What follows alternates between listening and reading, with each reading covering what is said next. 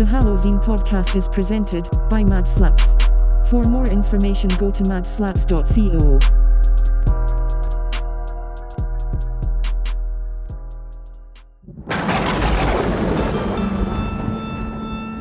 Greetings, and welcome to the Hallowzine Podcast inaugural episode. I am your host, Count Dubula.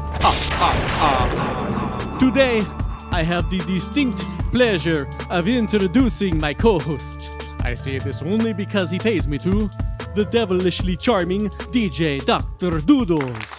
Hello, my friend. Please, let me be the first to congratulate you on your first ever Hallowzine.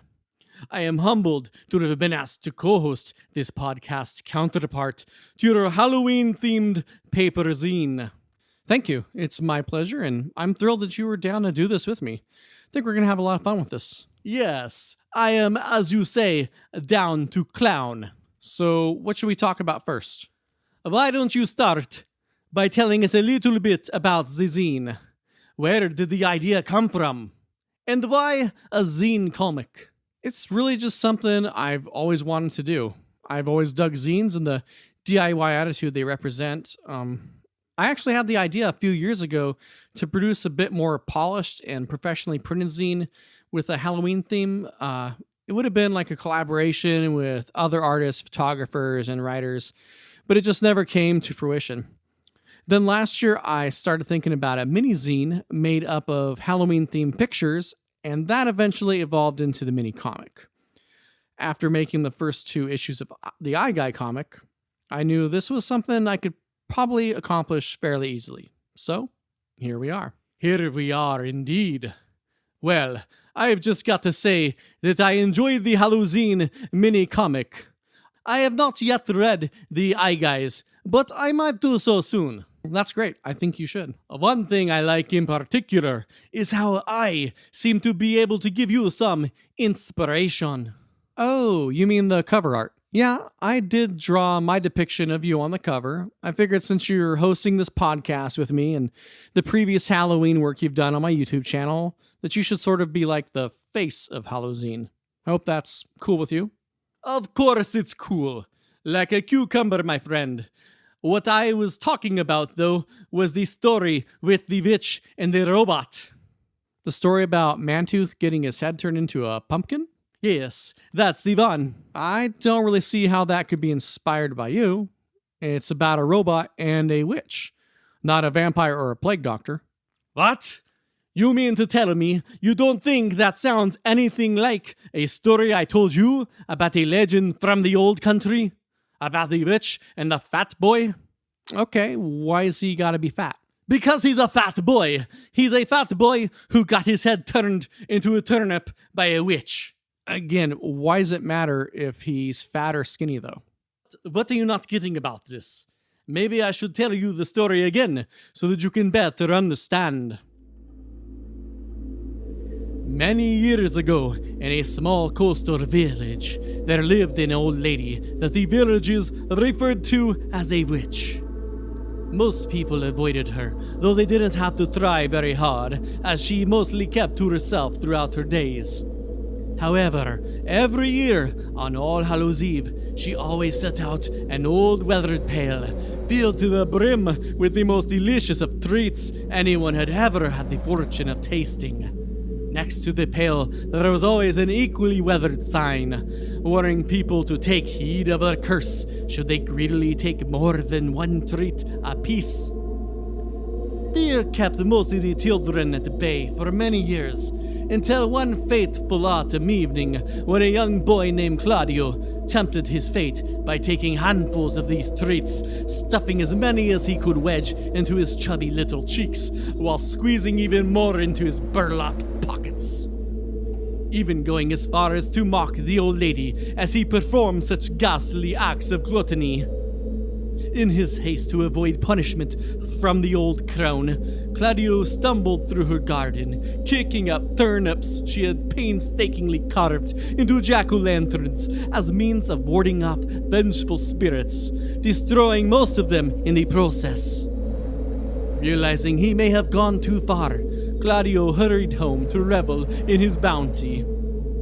It is said that the next morning, when Claudio's father went to check on him, he found his only son in his bed, unresponsive to his father's queries. When his father reached for the child to shake him awake, his head tumbled from his shoulders and onto the floor, rolling under the bed. As Claudio's father knelt down to retrieve his son's capitulum, he found not the head of his progeny, but instead a turnip carved into a twisted reflection of the child that it once was, repeatedly mouthing the words, "Papa, Papa, Papa," over and over again, causing the man to shriek back in terror. That was a great story, man, but that's the first time I've heard you tell it. Did you just make that up right now? What? No, of course not. I told you this story at the office Christmas party last year. Office Christmas party? What are you talking about? We didn't have a party. Remember COVID? Also, we don't work in an office. Then it was the year before. Gah! All right, calm down. Maybe you did tell me at some time and I just don't remember. Probably stuck with me on a subconscious level and maybe had a little influence on the story of my comic. So thank you for being my creative muse. You're welcome. Bah. Now it's your turn. My turn for what?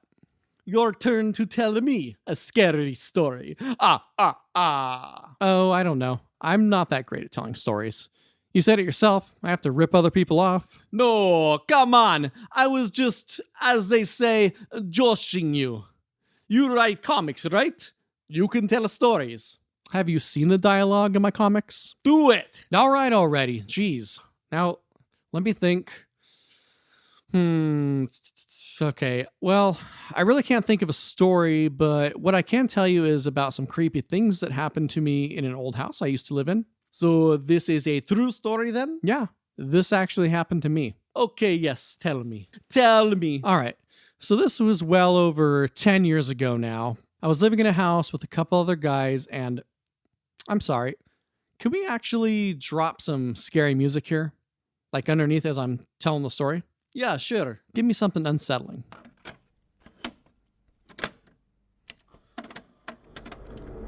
Yeah, there we go. Okay. So I'm living in this house with these guys, and my girlfriend at the time was overstaying with us for the weekend, and I also had a good friend of mine over that day too, to kick it and watch some movies with us. Well, it's getting pretty late into the evening, and for whatever reason my buddy, he hadn't driven his car over, so I needed to give him a ride home. It was a good 30 to 40 minutes round trip, so I give him a ride, and the girlfriend stays behind because she's tired and wants to go to sleep or whatever. Well, I finally get back home and checking on her. She's in bed, looking like she just woke up. So I let her know I'm back, head on into the bathroom to brush my teeth and get ready for bed. Well, nature calls and I'm sitting there for a bit, doing my business, and I hear like a high-pitched voice saying something to me from the other side of the door. It sounds kind of like either like a child's or a woman's voice, but I really can't quite make out what they're saying because of the fan noise. So I hurry and I finish up because I'm thinking there's someone who needs to use the bathroom. But when I open the door, there's no one there. All is quiet in the house except the faint sound of my TV playing some Adult Swim in the bedroom. So I look in on my girlfriend. She looks to still be asleep, so I wake her up to ask her if she needs to use the bathroom. She tells me no, and that she hasn't gotten up, so it wasn't her at the bathroom door. I check the other rooms, and it looks like both roommates are still out for the evening. I check outside, no cars in the driveway. My girlfriend then proceeds to tell me the strangest thing. She says she heard me come home already. She says she heard me come in through the front door, walk through the kitchen, and then go downstairs into the basement. Curious as to what I was doing, she gets up and goes into the kitchen, standing at the top of the stairs, calling out my name down into the darkness of the stairwell. When she doesn't get a response from me after a few minutes, she decides to just go back to bed. Just as she's finally settled in, she hears me come in through the front door, just moments later. For real this time, and that's when I actually came home and checked in on her. So tell me, if both my roommates were not at home, and it was just her and I there at the house, who or what did she hear? Oh, that's freaky, man. Yeah, I didn't like the basement of that house. It's where we had to go to do our laundry. I always felt like this intense feeling to get back upstairs as quickly as I could, even during like the daytime. Well, most basements are creepy. Another time, my bedroom light switch just flipped off on my ex when no one else was around. She came out to the living room to accuse me of flipping off the light on her. Again, only people in the house at the time. Anyway, you got your damn story. What should we talk about next? Well, this is the Hallowzine Podcast, so how about more Halloween stuff? Makes sense. All right. Are you dressing up for Halloween this year? Look at me. I'm always dressed for Halloween. But seriously, I was thinking of something like a slutty cab driver or something. How about you? Disco Jason Voorhees or Bird Person from Rick and Morty. Disco Jason Voorhees? Oh yeah, I bought this sparkly hockey mask that I was thinking about rocking with a leisure suit and maybe some platform shoes. Very nice, my friend. So tell me this, if you had to date a classic monster or horror character, who would you date? That's quite the segue. I know, thank you.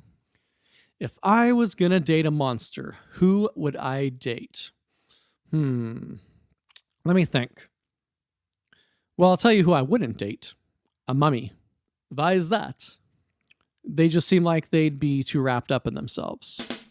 Also couldn't date a Lady Dracula. One word, hickeys. Because they suck. Funny. That's exactly why I'd date her. I couldn't date a ghost due to lack of a physical relationship. Okay, that's great. We know which monsters you wouldn't date, but the question was, who would you date? All right. Probably Medusa. Yeah? Yeah, we'd probably just hang out and get stoned.